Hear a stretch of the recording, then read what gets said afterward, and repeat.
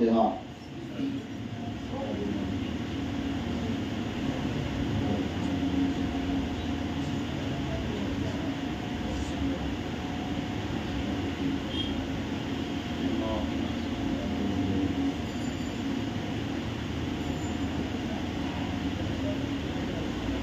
لا حول ولا قوة إلا بالله العلي العظيم حسبنا الله ونعم الوكيل نعم المولى ونعم النصير أعوذ بالله من الشيطان الرجيم بسم الله الرحمن الرحيم الحمد لله رب العالمين بارئ الخلائق أجمعين والصلاة والسلام تحية والإكرام على أشرف الأنبياء والمرسلين خاتم النبيين حبيب إله العالمين مولانا ومقتدانا أبي القاسم المصطفى محمد اللهم صل على محمد وعلى محمد وعلى آل بيته الطيبين الطاهرين المعصومين المظلومين المذهبين المنتجبين الذين أذهب الله عنهم الرجس وطهرهم تطهيرا اللهم صل على محمد وعلى محمد ورحمة الله على أعداء الله وأعدائهم أجمعين من يومنا هذا إلى قيام يوم الدين أما بعد فقد قال الله تبارك وتعالى في كتابه الكريم وقوله الحق أعوذ بالله من الشيطان الرجيم بسم الله الرحمن الرحيم الله ولي الذين آمنوا يخرجهم من الظلمات إلى النور والذين كفروا أولياؤهم الطاغوت يخرجونهم من النور إلى الظلمات أولئك أصحاب النار هم فيها خالدون صلوات اللهم صل على محمد وعلى محمد عزیزان محترم معزز سامعین عزاداران سید الشہداء خمسہ مجالس کی سلسلہ وار گفتگو کا یہ آخری مرحلہ آج کا اور اس کی مناسبت اور بقیہ عزاداری کی مناسبت سے اس پروگرام کو اس نشست کو اگلے تاریخوں کے لیے ملتوی انشاءاللہ کیا جائے گا۔ خدا حیات دیتا رہے اور حیات میں حق زہرا ادا کرنے کا ہمیں شرف بھی دیتا ہے۔ زندگی پا لینا کمال نہیں، زندگی کہاں لگنی چاہیے وہ ہے۔ مسلسل آپ کے سامنے جو موضوع میں منتخب کر کے اس موضوع کے سلسلے میں بیان کر رہا ہوں وہ موضوع ہے ہدایت مرکز کتاب، اور اس موضوع کو نکھارنے کے لیے میں نے سورہ بقرہ کی آیت الکرسی کی جو آخری آیت ہے اسے سرنامہ سخن قرار دیا ہے کہ جس میں پروردگار عالم ارشاد فرما رہا ہے بسم اللہ الرحمن الرحیم اللہ ولی الذین آمنوا، اللہ مومنوں کا ولی ہے، صاحبان ایمان کا ولی ہے، جو ہوں کہ وہ خدا جو مومنوں کا ولی ہے وہ ان مومنوں کو ظلمات سے نکال کر نور میں پہنچاتا ہے، گمراہیوں سے بچاتا ہے، ہدایت دیتا ہے۔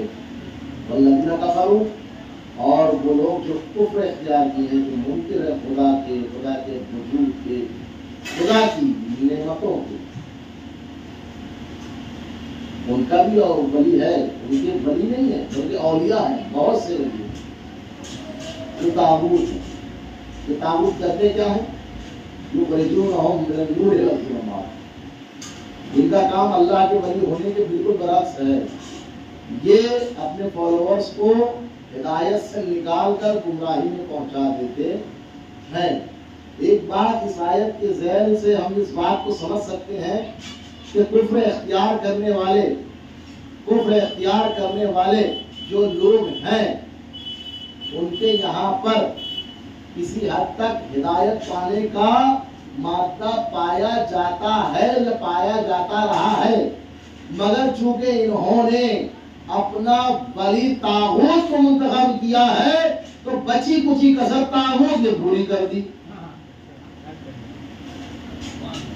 अगर इसको मैं इशारा करना चाहूँ, इस तरह का मौजूद चल रहा है उस उन्वान से,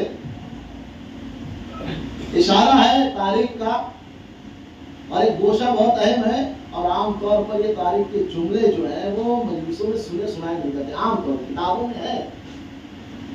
मैंने कहा, बारह का आपके सामने अर्ज कर रहा हूँ, फिर से दोहरा रहा हूँ, असल में मजलिसों का क्राइटेरिया ऐसा हमने ज़हनी तौर पर खाका बना लिया है कि पढ़ने वाला भी ले दे के उसी में से पढ़ता है, और सुनने वाले भी ये मिजाज बना के आते हैं कि जो भी सुनना है ना। अभी मैं खैबर और खंदक की सिर्फ बात कर लूंगा तो आपके चेहरे पे खुशी भी आ जाएगी। हो सकता है सिर्फ खैबर और खंदक का नाम सुनते ही नारा भी लग जाए। ऐसा नहीं कि पढ़ना नहीं चाहिए, लेकिन हम जब छोटे थे तब भी हमने सुना, लड़कपन में आए तब भी सुना, जवानी में कदम रखा तब भी सुना, अधेड़ उम्र में आ गए, बुढ़ापे में पहुंच गए, कब तक सुनते रहेंगे। और ऐसा नहीं है कि सुनना नहीं चाहिए, सुनाना नहीं चाहिए, उससे कुछ हासिल भी होगा। बस एक जुमला कह रहा हूं, जो अली सिर्फ अली कर सकते थे उस पे तो नारा लग रहा है। नहीं साथ नहीं है, मेहनत करवा रहे, आपके मालूम है जुलूस रहा है, थके हारे आए हैं, मैं जुलूस में शरीक नहीं था, लेकिन मुझे एहसास है कि जुलूस की थकान तो रहेगी।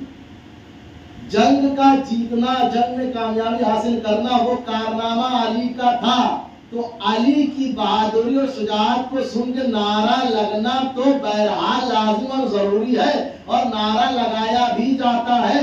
नारा तो तब लगना चाहिए कि जब अली कहे कि हाँ ये मेरा चाहने वाला है। अली की तरफ से आना चाहिए ना, मौलाए कायनात की तरफ से आना चाहिए ना। हाँ ये कारनामा तुमने किया, जो सिर्फ अली कर सकते हैं। देखिए सूरज को पलटाया अली ने, नारा लग जाएगा। दर खैबर को 2 उंगलियों को उठाया, नहीं सिर्फ उठाया नहीं, उस पर लश्कर भी पार हुआ, और जिनका काम लूटने का था लूट के वापस भी आए। नारा लगेगा, बिल्कुल लगेगा। जंग उहद में अली खड़े रहे, भागने वाले भागते रहे, नारा लगेगा। तो वो तो अली का ही कारनामा था ना। तो हम जंग उहद जिता सकते हैं, साथ रहिएगा, ना खंदक में हम खड़े रह सकते हैं, ना खैबर का दर हमारे हाथों में आ सकता है। तो जो चीज हम कर सकते हैं इतना कर रहे हैं। बस इतना कहना चाहूंगा, थोड़ा सा कलाम उस तरफ नहीं ला रहा हूं गुफ्तगू को। इतना कहना चाहूंगा कि ये जो तारीख इस्लाम में जो अहम वाक़यात है, और उनमें सबसे अहम जो करबला है, ये बात तय है कि दोबारा अब करबला नहीं होगी, लेकिन करबला का वारिस आज भी पर्दा गैब में मौजूद है। तो जो करबला के इमाम के लिए करबला वाले कर रहे थे, आज हाजिर इमाम के लिए हम क्या कर रहे हैं? एक सवाल पर ये बताओ।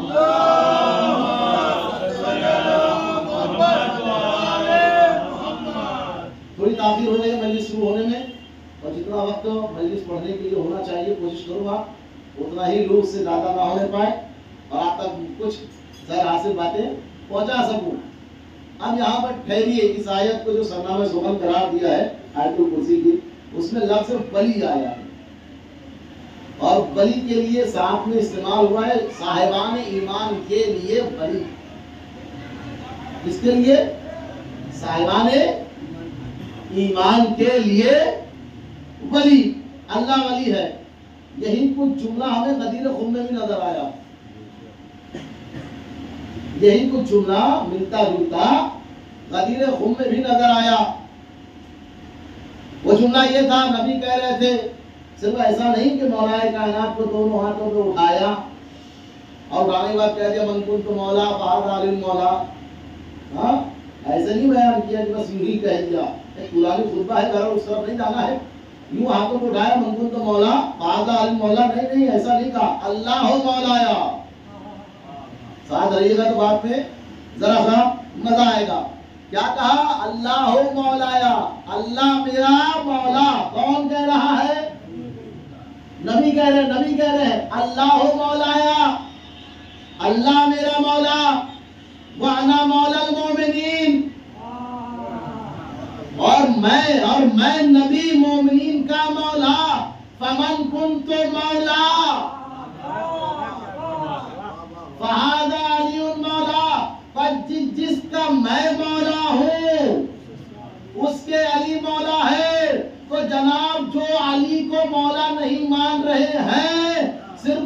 کے علی کے مولا ماننے میں تعجب نہ کرو، یہ سلسلہ خدا تک جا رہا ہے۔ محمد وآل محمد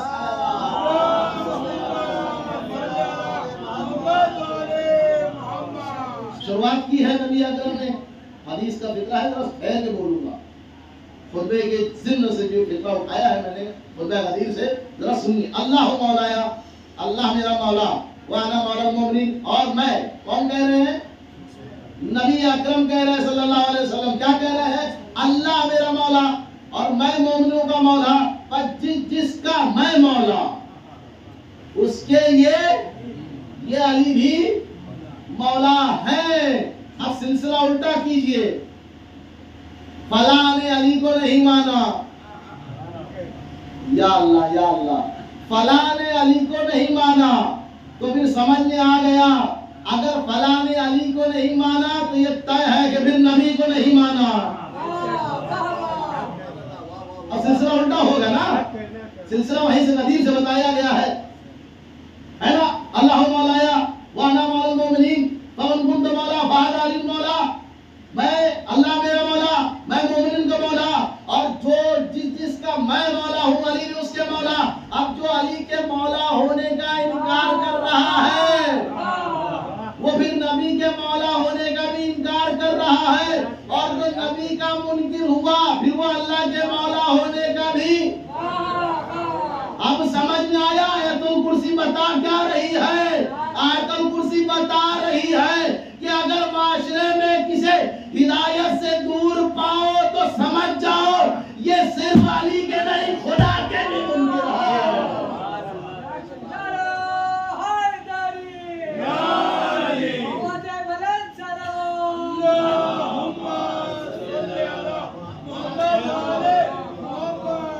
اب غدیر کی تاریخ اگلے ہفتے ہے نا، 9 دن کے بعد غدیر کی تاریخ آنے والی، مناسبت آنے والی ہے، اور یہ بات کہے بغیر میں پڑھوں گا نہیں۔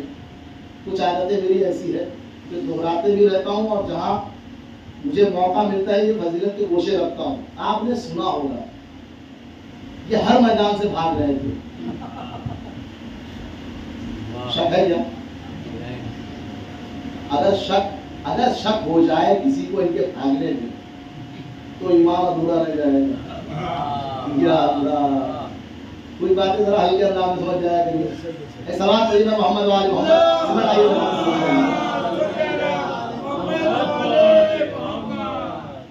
ان کے بھاگنے میں اگر کسی کو شک ہو تو پھر اس کا ایمان ادھورا رہ جائے گا۔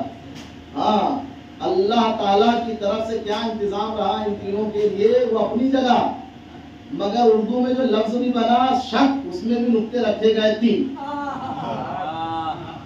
سمجھانے کے لیے بول رہا ہوں، باقی ساری چیزیں سمجھتے رہیے۔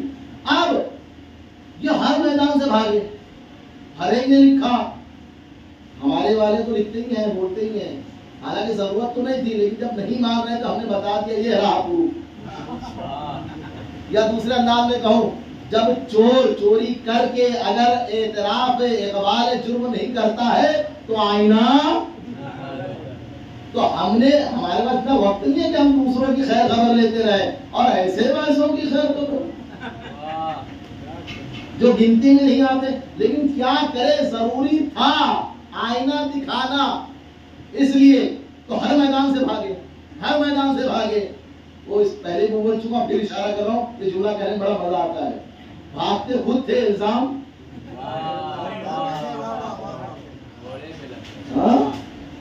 جو کچھ بول نہیں سکتا کہا اسی کو گدھا بنا دو۔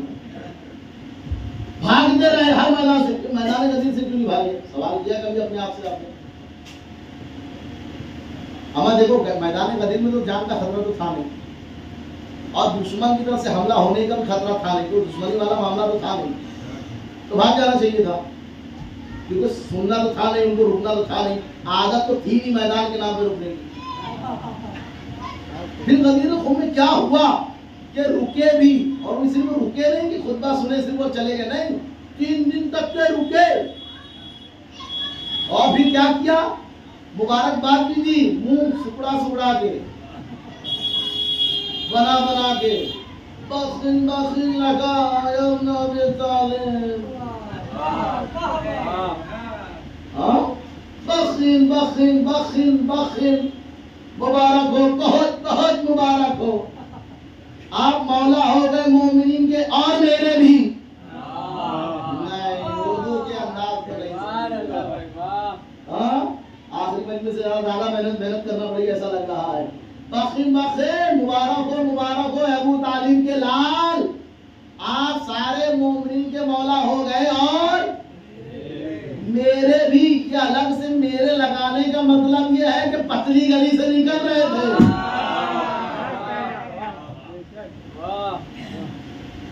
تین دن رکے. یہ رکے کیسے؟ سوال یہ ہے. میں سوال کو چھوڑ نہیں رہا ہوں، بھول نہیں رہا ہوں. سوال یہ ہے کہ وجہ کیا تھی کہ یہ بھاگے نہیں. دیکھیے ابھی آپ لوگ مجلس میں آئے ہیں. آپ لوگوں میں کچھ لوگوں کے پاس ٹو ویلر ہوگا. ٹو ویلر صحیح نہیں ہے کچھ لوگوں کے پاس. اور یہاں جب شریک ہونے کے لیے آئے تو ساتھ میں کسی کو لے کر آئے ہوں گے، اکیلے آئے ہوں گے، گاڑی کے ساتھ آئے ہیں. آئے نہیں آئے؟ کیونکہ جو لوگ گاڑی سے ہیں ان کے لیے خاص طور سے، یا رکشے والے ہوں گے تو رکشے سے آئے. مولانا کی جو آخری مسجد ہے، کم سے کم پہلے دن نہ صحیح، دوسرے دن نہ صحیح، آخری دن تو مولانا کا دیدار کر لیں. سنا بہت ہے کہ پڑھتے ہیں، اچھا بولتے ہیں، سن تو شاید آئے ہوں گے. آئے مگر سواری سے جب آئے. اب آپ سواری سے آئے، میری مجلس کیسی بھی ہو، جب آپ آئے تو آپ کی گاڑی کی چابی میں نے لے کے میرے پاس رکھ لی ہے. آپ سب کی جو بھی گاڑی سے آئے ہیں اور جو کسی کے ساتھ طفیل بن کے آیا ہوگا، ساتھ میں لگ کر آیا ہوگا کہ صاحب ارے ظہیر بھائی آپ ادھر جا رہے ہیں، چلیے ہم بھی چلتے ہیں. آج کی چھٹی کی جلوس کی وجہ سے سنتے ہیں کہ چلو وہ مجلس بھی سن ہی لیتے ہیں، تو آپ بھی چلیے ادھر ہی جا رہے ہیں، ہم بھی چلتے ہیں. وہ بیچارہ بھی اب وہ مجلس میں کیسے بھی پڑھوں، آپ کی گاڑیوں کی چابی کہاں ہے نا؟ تو جب تک گاڑی کی چابی ملے گی نہیں،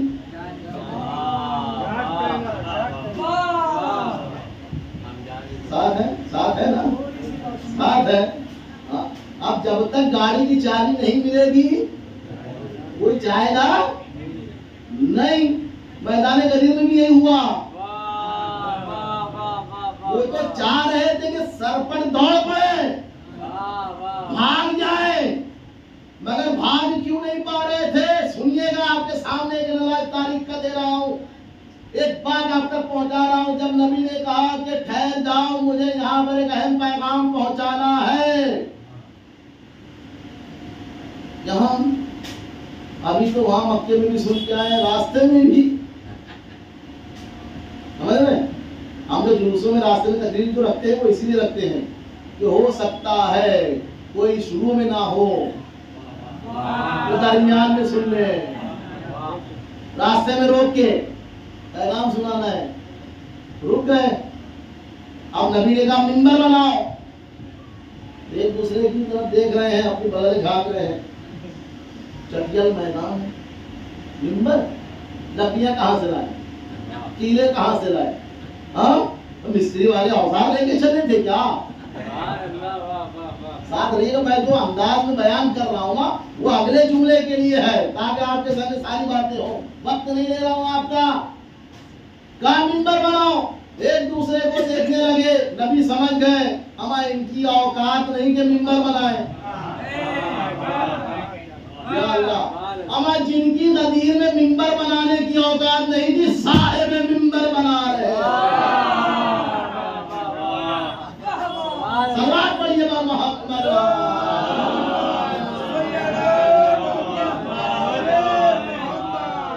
تو آپ کی گاڑیوں کی چابی میں لے کے رکھوں تو آپ جا نہیں سکتے. نبی نے کہا ٹھیک ہے، میں جانتا ہوں تمہاری حیثیت کیا ہے، تمہاری اوقات کیا ہے، تمہارا دماغ کتنا ہے، تم نہیں بنا پاؤ گے. سنو، یہ سارے اونٹ کے کجاوے لاؤ، سارے اونٹ کے کجاوے لاؤ، سارے اونٹ کے کجاوے لاؤ اور ایک کے اوپر ایک رکھتے جاؤ، منبر بنتا چلا جائے گا. نبی کسی اور چیز کے ذریعے سے میں جملہ بدل رہا ہوں. اما جس کی دختر کے کہنے پہ جنت سے بچوں کے لیے لباس آ جائے. اس کے علاوہ نہیں ہے. توجہ کیجیے گا. اما جس کی دختر نیک اختر جناب زہرا کے صرف کہہ دینے پر جنت سے بچوں کے لیے لباس آ جائے. نبی اگر کہے تو جنت سے منبر نہ آ جائے. منبر تو آ سکتا تھا لیکن انہیں روکنا تھا. کجاوے اتروا کے منبر بنوایا اور کجاووں کے اوپر کھڑے ہو گئے. یہ چاہ کر بھی نہ بھاگ سکے کیونکہ اونٹ کی چابی ہے کجاوا.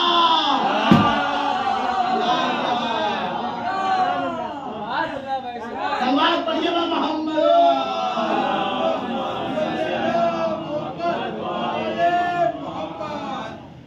اب چاہ بھی رہے تھے تو سوچ رہے تھے کجاوے تو ان کے پاس ہے.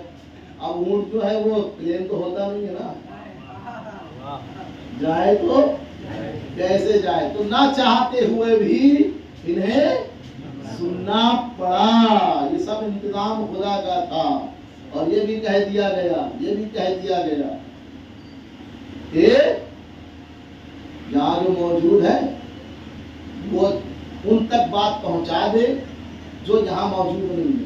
جملہ یہ تھا حاضر کے لیے ضروری ہے کہ وہ غائبین تک پریزنس لوگوں کے لیے ضروری ہے کہ وہ افسن تک بات. تو جن کے دل میں کینہ نفاق تھا انہوں نے طے کر لیا یہاں 3 دن ایک تو بیٹھ کے وہ سنا دیا جو ہم چاہتے نہیں تھے. اب پہنچانا بھی ہے. اتنے اطاعت گزار ہوتے جناب تو یہ حضرات نبی کی وفات پہ 3 دن تک لاپتہ نہ ہوتے. المیہ یہی ہے. میں بار بار کہتا ہوں کربلا کی عظمت اپنی جگہ ہے. کربلا سے پہلے مدینہ سمجھیے کہ مدینے میں ہوا کیا کیا اور کس نے کیا کیا کیا. جس دن مدینہ سمجھ میں آ جائے گا کربلا قبول کرنے میں کوئی قباحت نہیں ہوگی, کراہت نہیں ہوگی, ویلکم ہوگا. کربلا کو بھی ایکسپٹ کریں گے. مگر مسئلہ وہی ہے مدینے کو صحیح طریقے سے پہنچانا بہت ضروری ہے. اور یہ بزرگ علماء مراجع کرام کے لیے واقعہ ہم ان کا شکریہ ادا کرتے ہیں کہ ایام فاطمیہ جیسی مناسبت کو اجاگر کیا اور ایک ہماری قوم نے ایک رواج اس طریقے سے رکھا جو لازم تھا, ضروری تھا.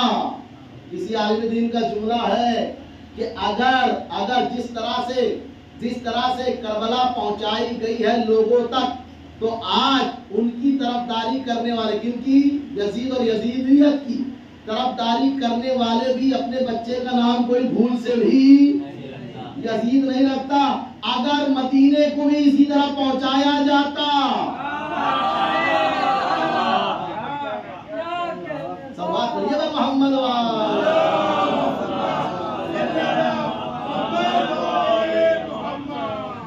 تو کیا کہہ دیا گیا. یہ جو آج آپ نے سننے کے بعد مبارکباد تھی میں پوری حدیث نہیں پڑھ رہا ہوں, وہ آخری بات ہے جو عرض کر دوں. اس کو ان تک پہنچا دینا جو آپ دیکھیے جو بھی قافلہ جاتا ہے ایک تعریف ہوتی ہے جانے کی ایک آنے کی. وہاں پہ بھی ایسے تھا کتنے دن کا حج رہے گا, کیا رہے گا, کتنے دن آنے جانے کا ٹریولنگ ٹائم کیا رہے گا, وہ سب سفر کی مسافت وغیرہ سب پتا تھی. اب اگر قافلہ ایک دن لیٹ ہو جائے تو سمجھ میں آتا ہے 2 دن لیٹ, ایکسٹرا 3 دن ہو گیا تھا نا جناب, ایکسٹرا 3 دن ہو گیا تھا. اب وہ جس تاریخ میں آنا چاہیے تھا چونکہ حاجی لوگ نبی کے ساتھ آخری حج کے لیے نبی کے ساتھ ہجرت کے بعد یہ پہلا حج تھا نبی کا اور آخری بھی تھا,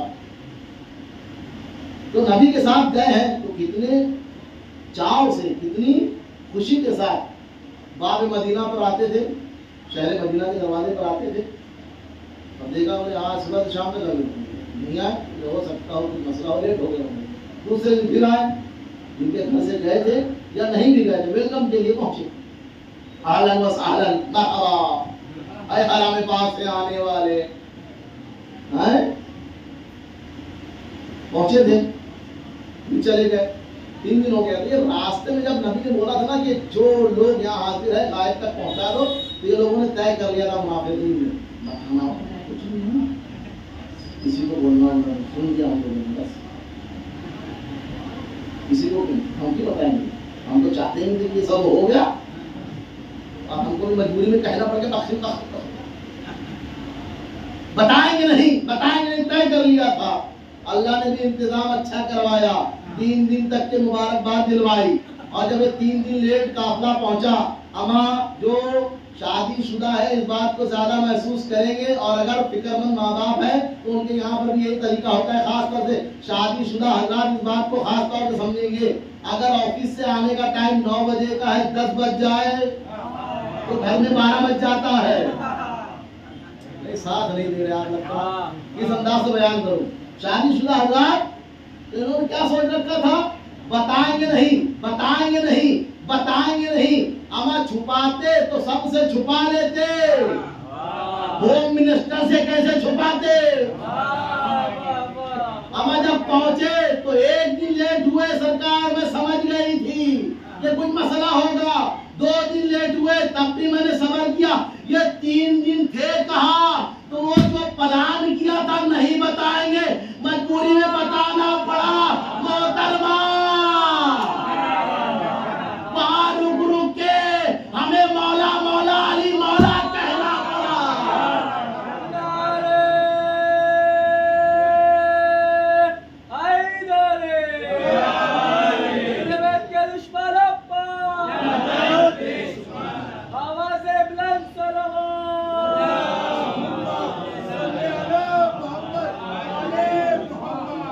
بیگم نے خبر لے لی، اور ہر کوئی جانتا ہے صحیح بات بتائی تو ٹھیک ہے، ورنہ یا روٹی کچی ملے گی یا دال میں نمک نہیں ملے گا۔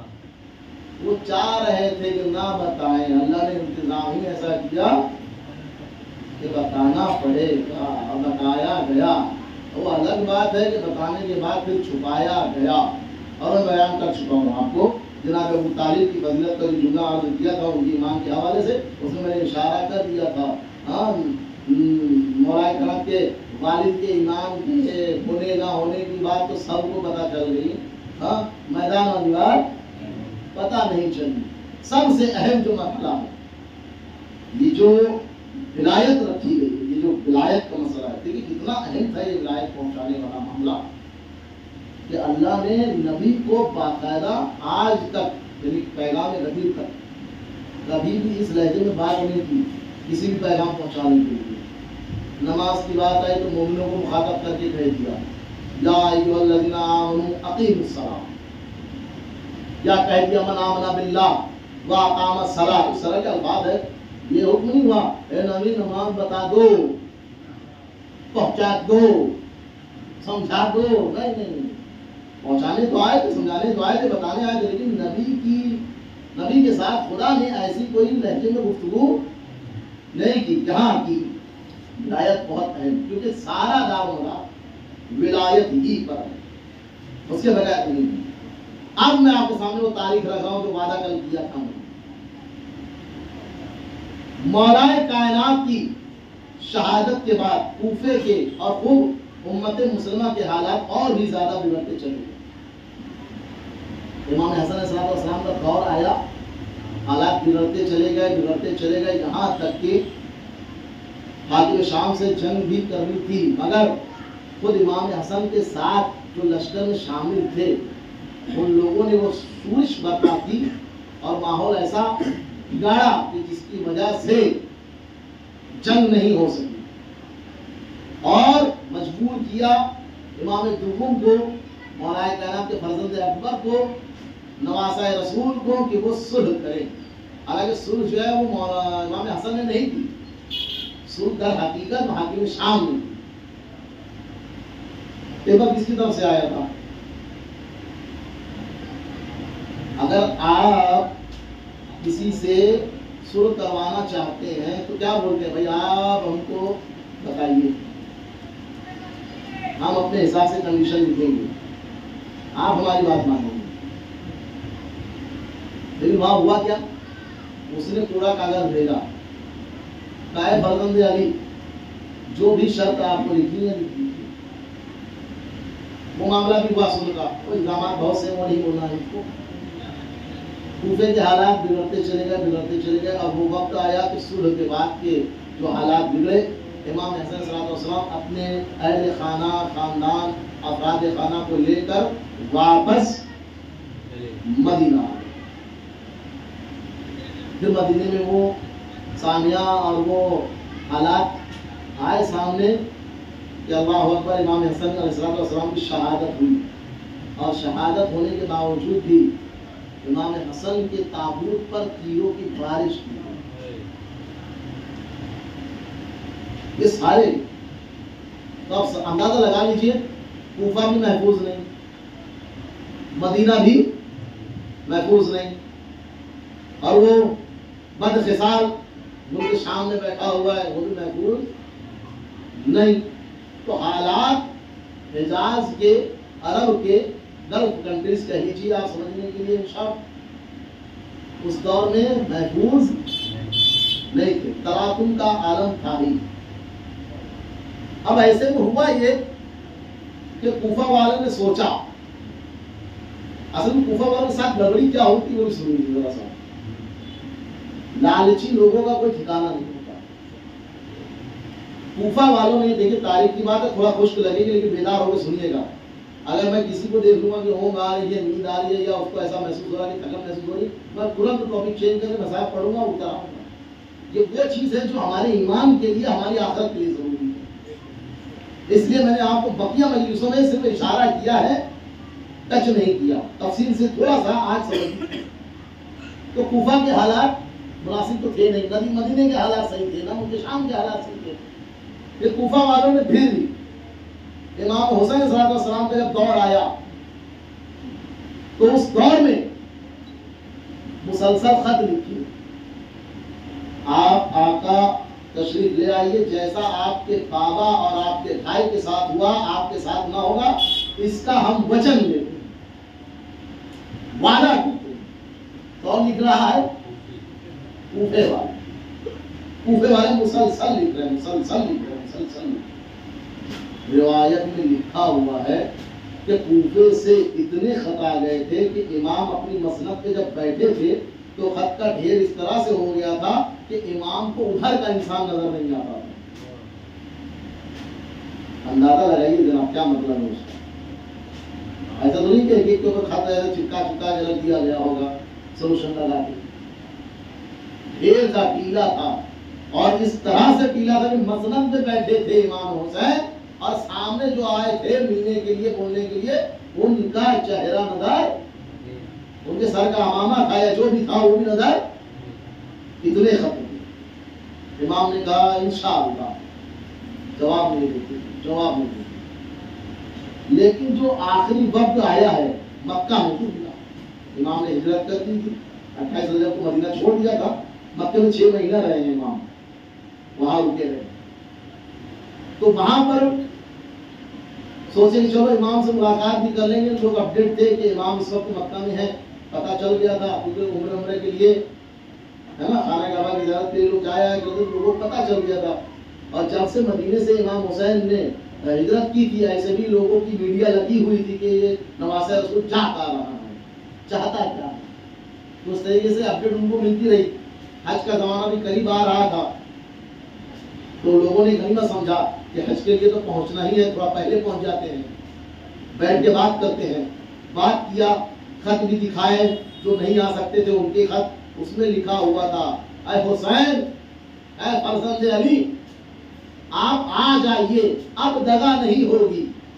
کیا لکھا تھا جناب؟ اے فرزند علی، آپ آ جائیے، اب دغا نہیں ہوگی، اور اس مرتبہ آپ آ ہی جائیے، اگر آپ نہیں آئیں گے تو ہم اللہ کے حضور یہ کہیں گے کہ امام کے ہوتے ہوئے ہم بغیر امام کے تھے۔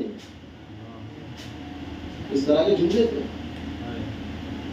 اب امام حسین صلی اللہ علیہ وسلم نے جب دیکھا کہ لوگ اس منزل پہ آ کے یہ جملہ لکھ رہے ہیں، اب حسین ہدایت کے لیے آئے، کیسے رک سکتے تھے؟ بیٹھ کے اپنے ساتھیوں کے ساتھ مشورہ کیا تو یہ نتیجہ نکلا۔ توجہ کیجیے گا، وہ بعد والی بات جو آنے والی ہے وہ بعد میں بیان کروں گا، لیکن یہ جملہ سن لیجیے۔ مشورہ یہ طے ہوا کہ سفیروں کو بھیجا جائے۔ پہلی منزل پہ امام نے 2 اور سفیروں کو بھیجا تھا، جس میں سے ایک کا نام قیس ابن مصاہر سیداوی، یہ بھی سفیر تھے، سفیر امام حسین۔ مگر ان کو اتھارٹی تھی صرف حالات کا جائزہ لینا اور کچھ منتخب لوگوں سے صرف مل کے آ کے یہ کہنا کہ حالات اگر سازگار ہے تو آپ ویریفائی کیجئے، میں جا کر امام کو بتاؤں گا، پھر امام کچھ ارادہ کریں گے کوفہ آنے کے لیے۔ جو واقعاً پتے چاہنے والے تھے ان سے قیس بن مصعر سیداوی کو بھی شہید کیا گیا۔ اسی زمانے میں ایک اور ان کے ساتھ تھے، تو یہ دو لوگ تھے، تو یہ قیس بن مصعر سیداوی پہلے پہنچے۔ راستے میں ریگستان کے اندر وہ طوفان آیا، ریگستانی طوفان، کہ اس کے چلتے یہ دونوں جو ساتھ میں آئے تھے سفیر، وہ راستہ بھٹک گئے، تو قیس بن مصعر سیداوی پہلے پہنچے اور وہ بعد میں پہنچے، تو یہ بھی شہید ہو چکے تھے۔ اس کے بعد ان کو اٹھا کے قید میں ڈال دیا گیا، یہ شہید ہو گئے تھے قیس بن مصعر سیداوی۔ اب چونکہ خبر نہیں ملی کہ ہوا کیا ہے، پھر ارادہ بنایا گیا کہ مسلم بن عقیل کو بھیجا گیا۔ خبر تو آئی نہ ادھر سے، اور چونکہ ان کا اتنا خطرناک پہرا تھا اور اس طرح کی میڈیا انہوں نے لگا رکھی تھی کہ کوفہ کی کوئی بھی بات کوفے کی دیوار کو بھی پتہ نہ چلے، باہر جانے کی بات ہوئی۔ جس طرح سے آپ دیکھیے آج کے دور میں آپ کو پتہ چلے گا راجیہ سبھا سے لے کے لوک سبھا تک کیا چل رہا ہے کچھ نہیں معلوم، اور میڈیا کیا بتا رہی ہے، ایک بھینس گر گئی گڑھے کے اندر۔ ہنسنے کی بات نہیں، رونے کی بات ہے۔ ایک کتا جو ہے وہ گم ہو گیا، اس کا لگا ہے فوٹو۔ یہ ساری نیوز یہ چھپانے کا ذریعہ ہے۔ پہلے مشتندے کھڑے کر دیے جاتے تھے، آج چونکہ میڈیا سوشل میڈیا کا ایکچولی میڈیا کا زمانہ ہے، تو کہا ان کی اسٹوری ہی بدل دو۔ اس کے پاس اتنا وقت ہے جو ریسرچ کرے گا، جا کے دیکھے گا، تہے میں کون جائے گا۔ آج کے حالات سے سمجھیے کہ ایسا ہی کچھ حالات اس طرف بھی تھے، اس زمانے میں تھے۔ اب یہاں پر رک کے ایک الزام ہمارے اوپر آتا، 15 منٹ تک کے اور فضائل چلیں گے جناب، معذرت چاہوں گا کیونکہ ضروری ہے بات کو مکمل کرنا ہے۔ میں بیٹھا ہی 10 بجے کے آس پاس ہوں جناب، ہے نا؟ ایک سوال پڑھیے تو میں آگے آ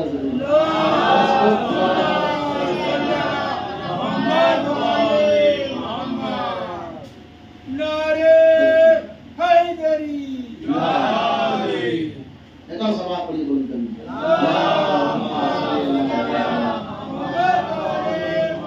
ہم پہ ایک الزام یہ ہے کہ شیعہ یہ وہی لوگ ہیں جنہوں نے حسین کو اور اصحاب حسین کو، حسین کے ساتھیوں کو کربلا میں مارا ہے، اور یہ خود ہی روتے ہیں، لگایا گیا ہے، اور بڑے ڈنڈے کی چوٹ پہ لگاتے ہیں، بیان بھی کرتے ہیں۔ بڑے اس سے گھبرانے کی اور پریشان ہونے کی کوئی ضرورت نہیں ہے۔ 70 ممبروں سے علی کو برا کہا گیا، نہ کل علی کا کچھ بگاڑ سکے، نہ آج علی والوں کا کچھ بگاڑ پائیں گے۔ ہاں سچائی جیتتی ہے، سچائی ہو سکتا ہے کچھ دیر چھپی رہے، مگر جیت ہمیشہ سچائی کی ہوتی ہے۔ یہ کربلا نے بتا دیا، ہر جنگ میں جو مرتا تھا وہ ہارتا تھا، کربلا کی واحد جنگ ہے جو مر رہے ہیں وہ جیت رہے ہیں۔ ایسا بات پڑھیے نا محمد والا،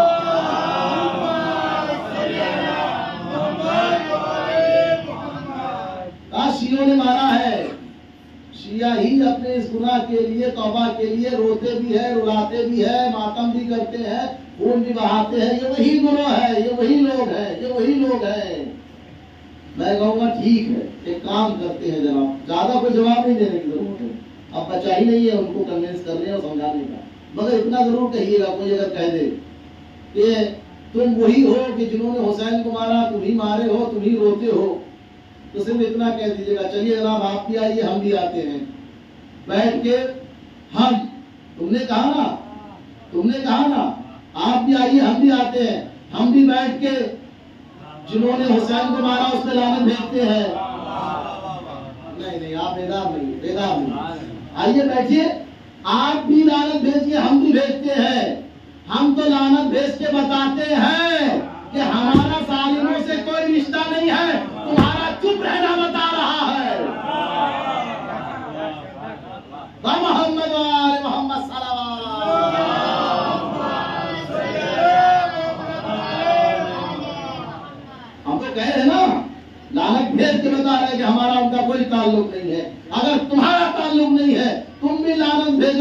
तुम्हारा लानत न भेजना बता रहा है, अगर लानत भेजेंगे तो हमारे अब्बा हुजूर पिस जाएंगे। सलावत पढ़िए मोहम्मद।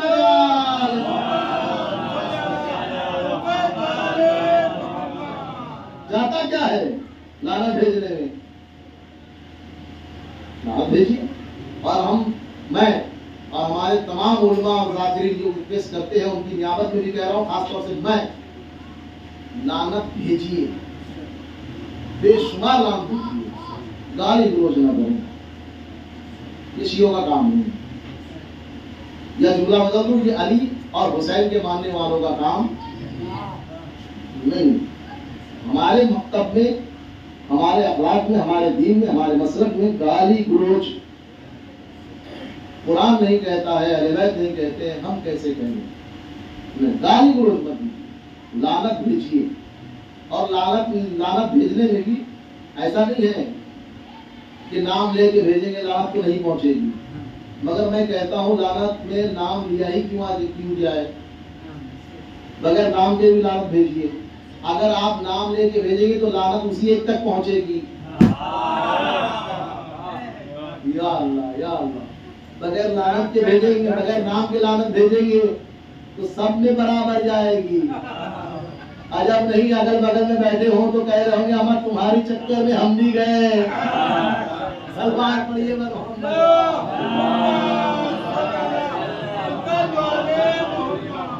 तो शियों ने मारा, वही रोते हैं, वही उसी का प्रायश्चित करते हैं, उसी का कहना चाहिए कि तौबा करते हैं, बोलते हैं, उनके इल्जाम लगते। सुनिए आज मैं आपके सामने रख रहा हूँ उस जमाने की तारीख को खास तौर से, हालांकि एनालाइज अगर किया जाए तो आज के दौर में भी मिलेंगे, ठीक है। कूफा एक मखसूस जगह थी, आज गली गली कूफा हो चुका है। अगर एनालाइज करने बैठेंगे तो ये मिलेगा। मगर उस वक्त तो कूफा में जो शिया थे उनकी अलग अलग कैटेगरी थी। सुनिएगा, एक तो पक्के जो शिया थे वो थे पक्के, यानी उनका सर कलम कर दिया गया, उन्हें तार पे पहुंचा दिया गया, मगर उन्होंने मोहब्बत अली में कॉम्प्रोमाइज नहीं किया, वो पक्के। और दूसरा जुमला कह रहा हूं, इतने पक्के शिया कूफा में मौजूद थे कि हुसैन इब्न अली ने खत लिख के भेजा, समझ रहे? तो एक तो उस तरह के, उस टाइप के शिया थे कि जिन्हें इमाम कहते थे ये हमारा शिया, ये पहली कैटेगरी हो गई।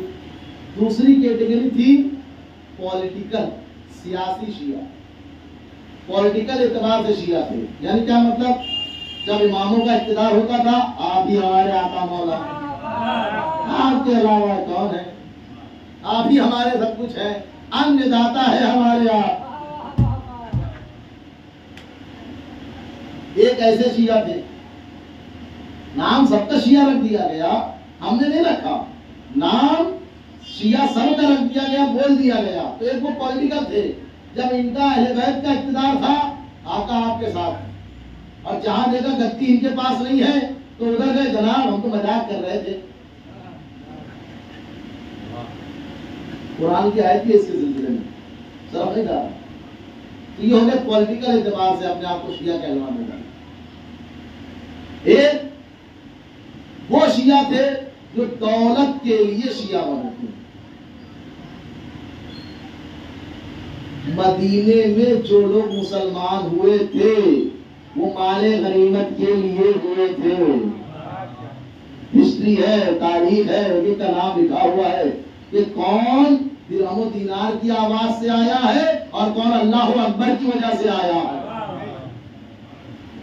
सारी तारीख है, आज रखूंगा आपके सामने, चाहे किस तरह सुनिए आप। ये हो गई कैटेगरी 3। चौथी कैटेगरी वो थी कि जो जासूस थे उधर ही के थे, मगर इधर रह के अपने आप को शिया, और ये मुस्तनद लिखा हुआ है तारीखों में, उठाकर देखेगा। हिंदुस्तान में आमतौर पर अब तो किताबों पढ़ने का रिवाज ही खत्म हो गया है, जब से हजरत मोबाइल आ गए हैं।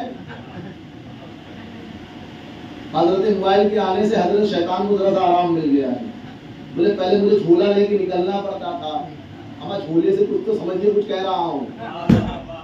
या अल्लाह, पहले वो झूला लेके निकला करता था, اب نہیں، اب تو بولے پیک کروا لو انٹرنیٹ کا، 2 GB کا کام ہو گیا، یہ حال ہو چلا ہے۔ تو جاسوس تھے مگر اپنے آپ کو شیعہ بنا کے بتاتے تھے اور رپورٹ پہنچاتے تھے۔ اب سنیے گا جو مسئلہ پیش آیا، کیسے ابن مصاہر سیداوی اور ان کے ساتھ جو آئے تھے وہ شہید ہوئے۔ جناب مسلم ابن عقیل کی جو شہادت ہوئی ہے کوفے میں، حالات سب نارمل تھے، اتنے خط آ رہے تھے، اس کے باوجود شہادت۔ اب یہ معاملہ ہوا کیا؟ وہاں کا جو گورنر اور حاکم تھا کوفے کا، ابھی نام میرے ذہن میں نہیں آ رہا ہے، سوچ کے تو آیا تھا، بہرحال نکل گیا۔ کوفے کا اس دور میں سن 60 ہجری میں جو گورنر تھا، اس نے لکھ بھیجا، کیا لکھ کے بھیجا؟ حاکم شام کو۔ حاکم شام اس وقت کون تھا سن 60 ہجری میں؟ بولیے نا، یزید، نام لیجیے، یزید، ہاں یزید تھا۔ اس کو لکھ بھیجتا ہے، کوفہ پوری طریقے سے تحریک زدہ ہو کر انقلاب برپا ہو جائے گا کوفہ میں، اگر چاہتے ہو کہ کوفہ میں تمہارا ہولڈ رہے کچھ کرو، ورنہ یہ تو میرے آؤٹ آف کنٹرول ہو چکا ہے۔ ایمرجنسی قاصد کو یزید نے بھیجا بصرہ، خط لے کر بھیجا، اور وہاں پر ابن زیاد، گورنر بصرہ کا گورنر کون؟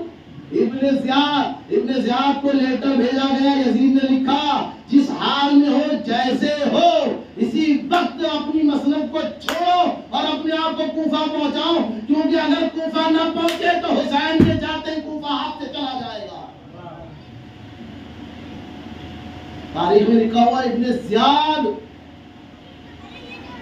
اپنے عیش میں تھا، بدماشیاں کر رہا تھا، اسی عالم میں اس نے ابا کبا ڈالی، عربی لباس ہے، اور پہنا اور گھوڑے پہ اکیلے سوار ہو کے نکلا۔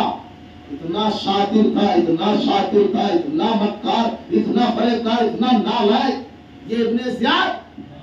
اس کے باپ کی بھی تاریخ رکھتا ہوں آپ کے سامنے آیا۔ ہاں، علی کے باپ کو کافر کہنے والوں جنہیں تم فالو کرتے ہو، ذرا ان کے باپ کے بارے میں سن لو۔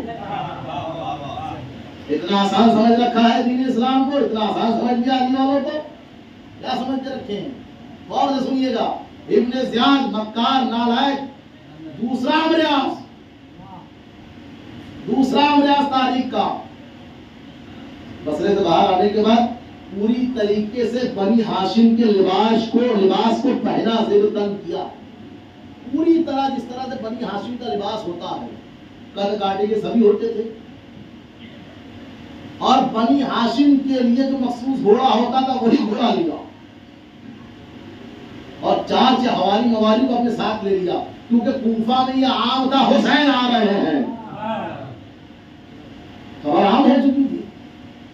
تو ایک جاسوس کو اپنی طرف سے بھیج لی دیا کہ جا کے تم سے سوالیہ انداز میں پوچھ لو اور بول دو چوراہے پہ کھڑے ہو کے، کیا حسین ابن علی کا استقبال نہ کرو گے؟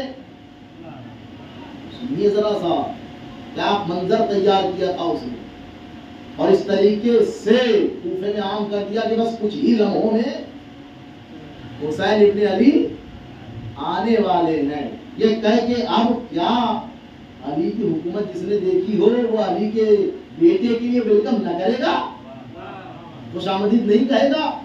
سارا کوفہ سناٹا ہو گیا، سب دروازے کوفہ میں آ کے کھڑے ہو گئے۔ یہیں پر ابن زیاد نے پہچان لیا کون کتنا حسین والا ہے۔ یہ چال بازی جیسی اس نے کی، اپنے سپاہیوں سے کہہ دیا ایک ایک پہ نظر رکھو اور پہچانو کون کون کس کے خاندان کا ہے۔ اور پھر ابن زیاد نے جب پہچانا، قریب پہنچ کے جب اس نے نقاب الٹی ہے تو کیا دیکھا، یہ تو حسین ابن علی نہیں، یہ تو ابن زیاد ہے۔ اب کیا تھا، چڑیا چپ گئی کھیت، معاملہ بگڑ گیا، یہ مسئلہ ہاتھ سے نکل گیا، کیونکہ اب سب ایکسپوز ہو گئے تھے کون کتنے حسین والا ہے۔ ابن زیاد نے جاتے ہی آرڈر دے دیا ایک ایک کو گھر سے اٹھا کے لے کر آؤ۔ یہ وجہ ہوئی کہ مسلم ابن عقیل اور قیس ابن مصاہر سیدائی جیسے امام کے ساتھی کوفہ میں شہید ہوئے، کیونکہ اسے پتا چل گیا تھا کون کتنا حسین والا۔ یہ اصلی بات آپ سنیے گا، بات تمام کر رہا ہوں، پھر کبھی خدمت کا موقع ملا تو اس کو کنٹینیو کروں اور آپ کے سامنے رکھوں گا، یقیناً انشاءاللہ موقع دیا آپ نے اور بیوی جناب زہرا نے خدمت کا موقع دیا. تو تاریخ جب پڑھتے ہیں نا رونا آتا ہے. جنہوں نے یعنی اہل بیت، جن اہل بیت نے ان کو سمجھ رہے ہیں جہنم سے نکال کے جنت کا راستہ دکھایا تھا، ان کے خلاف سازشیں کر رہے تھے. ابن زیاد، عبید اللہ ابن زیاد، اصلی نام اس کا کیا ہے؟ عبید اللہ. یعنی اس کا نام، اس پرسن کا نام کیا ہے؟ عبید اللہ ابن زیاد، یعنی سن آف زیاد. ٹھیک ہے، تو عبید اللہ نام تھا. یہ گورنر بن کے ایمرجنسی میں آ گیا کوفہ. زیاد کے باپ کا نام کیا تھا؟ یعنی اس عبید اللہ کا دادا کون تھا؟ یہ تاریخ سن لیجئے، کرتے وسائل ہاتھ دعا. زیاد کا باپ لاپتہ، یعنی عبید اللہ کا دادا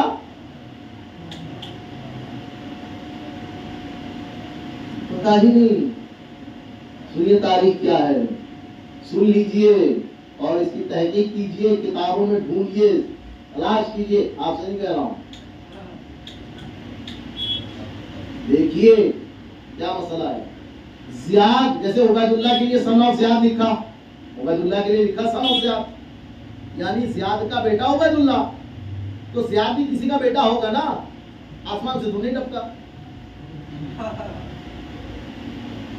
تو یہ نتیجہ کس کا تھا؟ زیاد کے باپ کے لیے نام نہیں لکھتے ہیں. کیا لکھتے ہیں؟ زیاد ابن ابی. کیا لکھتے ہیں؟ زیاد ابن ابی. باپ کو عربی میں کہتے ہیں اب، اور ہی کا جو ہا ہے، ہا کا مطلب ہی ہوتا ہے، ہر پرسن کے لیے یوز ہوتا ہے. زیاد اپنے باپ کا بیٹا. اما جس طرح عبید اللہ کے لیے کس کا بیٹا ہے، نام آیا باپ کا عبید اللہ ابن زیاد، تو زیاد کے لیے بھی اس کے باپ کا نام آنا چاہیے تھا. یہ کیا ہو گیا کہ زیاد کے باپ کے نام کی جگہ آپ لکھ رہے ہیں زیاد وہ جو اپنے باپ کا بیٹا ہے. اب بھی نہیں سمجھے تو کب سمجھیں گے جناب؟ اللہ اکبر. کیا لکھا؟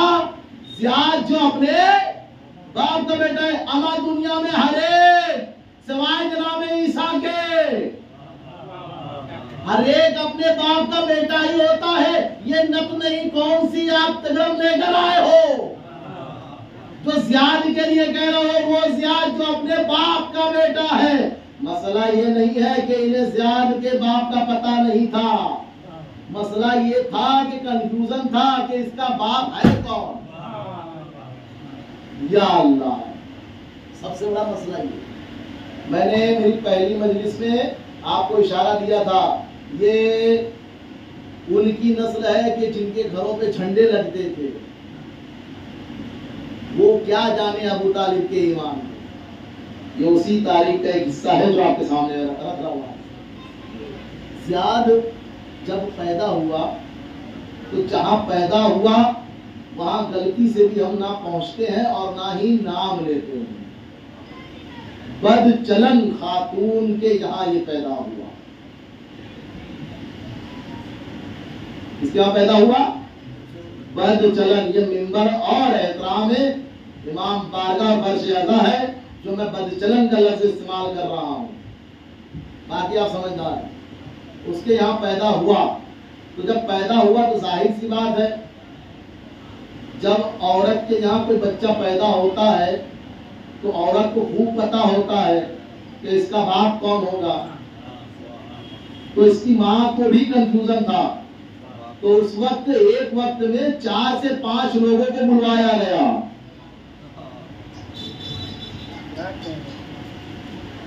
4 سے 5 لوگوں کو بلایا گیا اور کھڑا کیا گیا.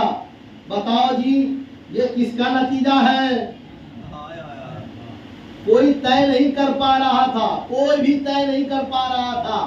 تو وہاں پر حاکم شام، یزید کے باپ، حاکم شام کا باپ یعنی یزید کا دادا وہ بھی موجود تھا.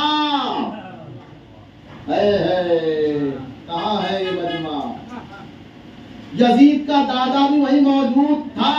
سب نے دیکھا، دیکھنے کے بعد ایک جٹ ہو کے کہا اس کا چہرہ یزید کے دادا سے زیادہ ملتا ہے. تو منسوب کر دیا. اور جب منسوب کرنے گئے تو باقی 4 لڑنے لگے. یہ کیسے؟ تو وہاں پر ایک سمجھدار، جیسا ایک سمجھدار سقیفہ میں پہنچا تھا، وہ بھی وہاں پر موجود تھا. وہ سمجھدار نے کہا ایک کام کرو، اس کا کسی باپ کا نام دینے سے اچھا اس کو کہہ دو زیاد، جو اپنے باپ کا بیٹا. اب ذرا بتائیے آپ مجھے، جن کے نطفے اور جن کے خون ہی خراب ہو، وہ اہل بیت کی طہارت اور عصمت کو کیسے سمجھیں گے؟ چن چن کے بنی امیہ نے اپنے کارندوں کو رکھا تھا، گورنروں کو رکھا تھا، چن چن کے رکھا تھا، ایسے ایسوں کو رکھا تھا کہ دور دور تک ان کا حسب و نسب لاپتہ تھا. عبید اللہ بن زیاد پہنچا کوفے، حالات کو اس طریقے سے مکر و فریب کے ذریعے سے سمجھا اور گھر سے ایک کو اٹھاتا رہا، دربار میں بلاتا رہا اور کہتا رہا آپ اپنی جو سپورٹ دکھا رہے ہیں نواسے رسول کو اسے واپس لے لو تو جان و مال کی امان. تو بتایا جاتا ہے تاریخ میں بتایا جاتا ہے کہ 70% 70% وہ لوگ جو سمرتن میں تھے وہ امام حسین کے سمرتن سے منہ موڑ دیے. اور یہ کارنامہ جناب مسلم بن عقیل کے پہنچنے کے بعد ہوا.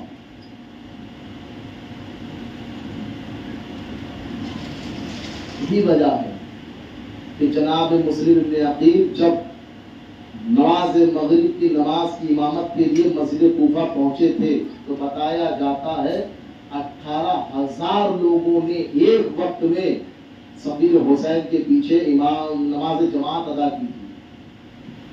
18,000 مغرب کی نماز ہوئی، اور جب عشاء کی نماز کے لیے پلٹ کے دیکھا ہے تو چند ایک کے علاوہ اور اپنے 2 بیٹوں کے علاوہ کوئی نہیں تھا.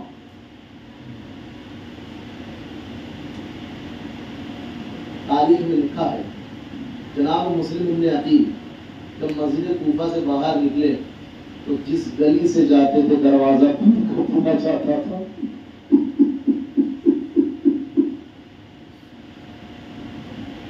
اللہ اکبر.